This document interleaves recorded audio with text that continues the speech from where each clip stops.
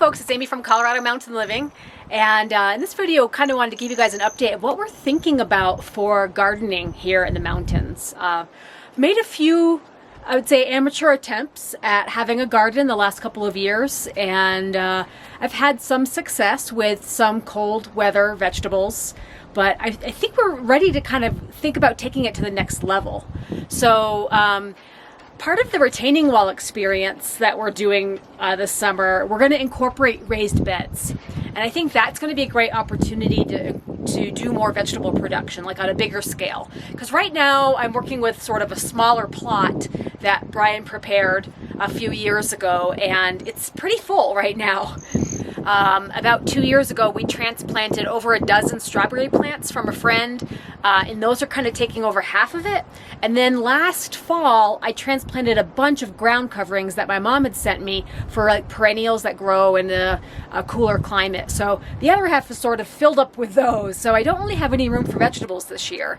I've got a rhubarb plant and a couple of flowers. So yeah, we're really thinking about using the garden beds to sort of expand our options and just be able to do a little bit more.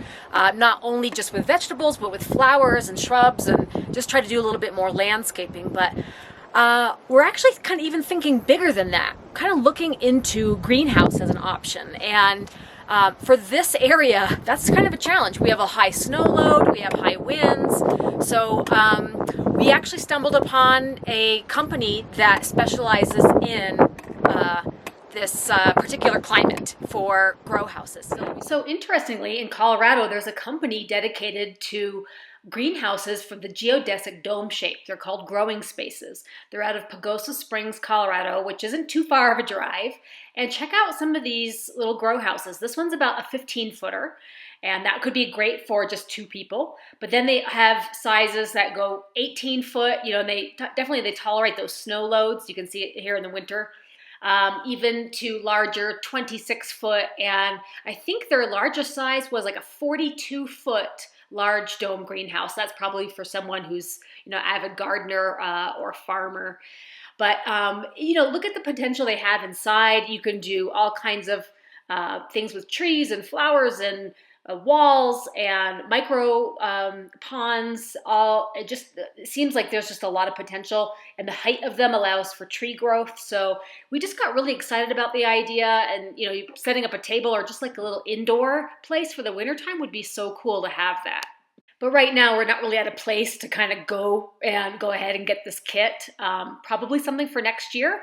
But what a cool idea. Definitely getting us excited for the idea of being able to do sustainable gardening, especially year-round in this climate. So something to look forward to for sure. But this is where we're at now. But in other news today, I am busy getting some pots together.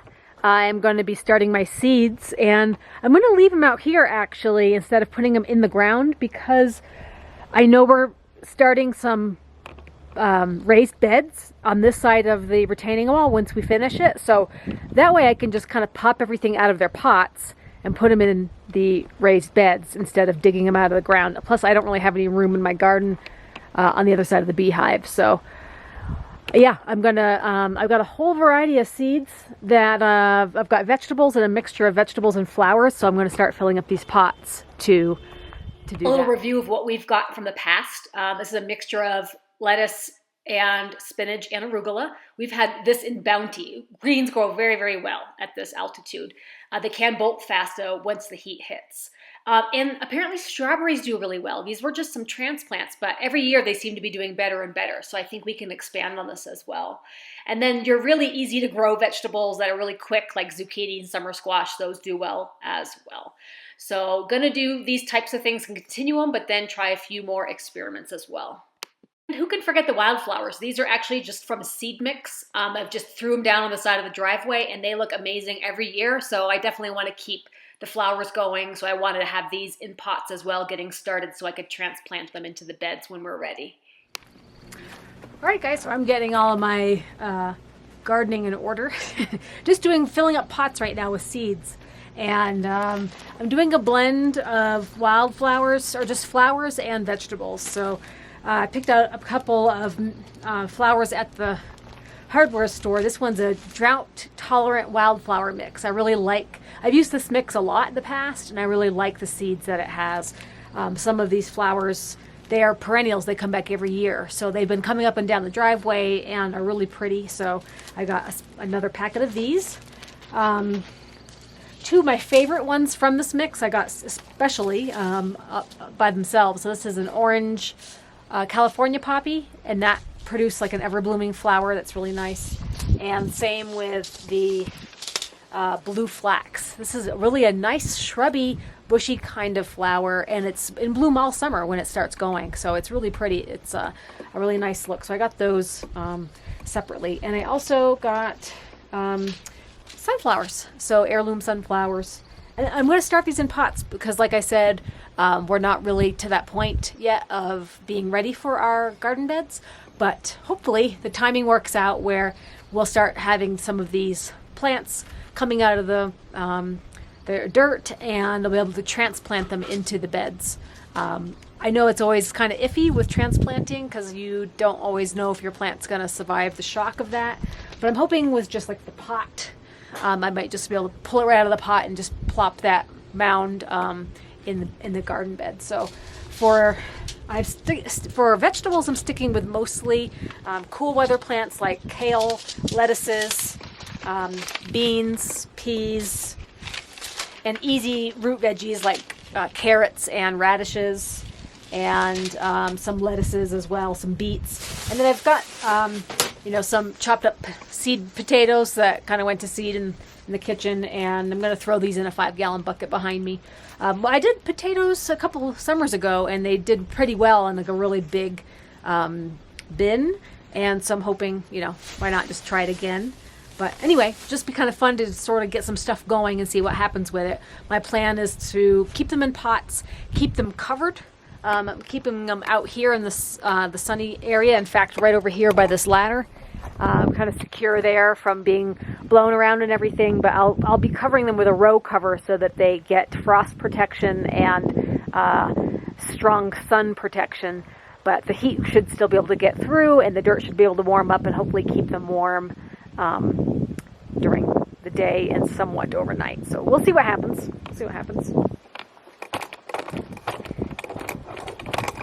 So just ready to kind of throw my seed potatoes in here in this bucket.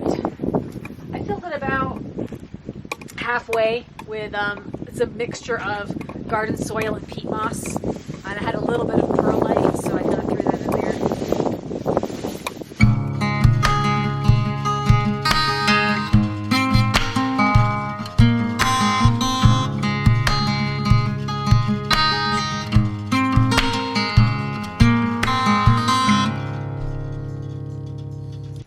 And I got some craft popsicle sticks here. I wrote down the names of flowers and plants and veggies, so I'm just trying to decide which pot to put them in, but that's my next step. All right, got that all wrapped up. So this is mostly an experiment. I obviously did not use all of my seed packets in just these small pots, but it'd be fun to, I think, see the difference between getting a head start on some of these flowers and vegetables in pots versus just putting them directly into the ground. It might be a waste of time. We'll see. I'll do my best to kind of keep them covered and protected from the frost and cold temperatures. But since we get so much direct sun and heat during the day, we have a lot of nice days coming up. I think, it'll be fun to kind of see how these, how long these take to sprout, how they do, and how they do transplanting. So I'll keep you guys posted on that as a progressional comparison to when we get our raised beds in, and then I'll direct seed everything right into the ground. Maybe we'll have, a couple different timings of things like lettuce and green peas and beans. But next thing, I'm just going to water all these. So we've got in the big bucket here potatoes, some romaine lettuce in that other big one, a wildflower mix here, some flowers, sunflower, cilantro, that's just wood shavings, then radish and carrots, beets, green beans, peas, and kale. So we'll see if we get any progress on here.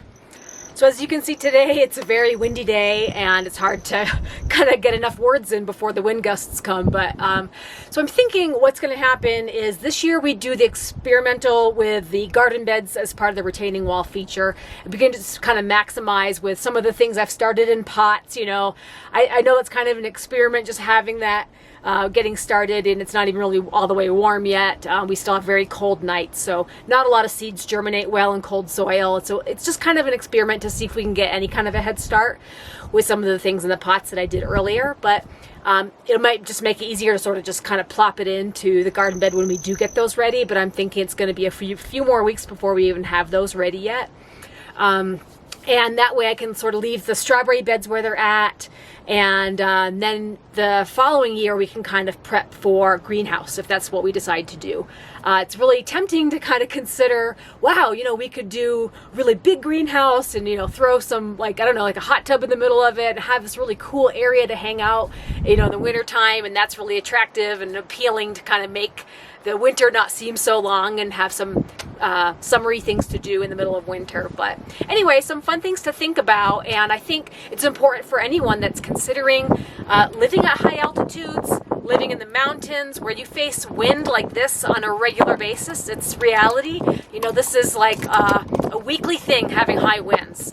That really makes it hard to have hooped garden dome covers because they get blown away a lot. You also have to think about the wildlife, and although I haven't had a lot of problems with the moose or the deer in my gardens so far, I have had a lot of rodent problems. So that's another issue, is like the burrowing voles and moles and things like that. They tend to destroy roots and chew up things. So anyway, it's just kind of, we're sort of deciding, you know, if we're wanting to turn the gardening more from a hobby into more of like a serious hobby, because obviously it's quite an investment to do the greenhouse. But yeah, anyway, it's just, it definitely seems appealing, and especially with the way things are going in society and the world now, it'd be nice to consider a way to be a little bit more sustainable growing food. So anyway, that's sort of the update about the domed grow houses, but I'd love to hear your guys' opinions on what you think of those, and if you have one, or if you know someone that has one, and if they really enjoy it, because it seems to be really popular here in Colorado, just because we've got the wind and the high snow potential and that dome, and the way that the sun tracks and taking advantage of all the sun. So it definitely seems to be a lot of advantages to that. So anyway, guys, hope you enjoyed. See you next time. Bye.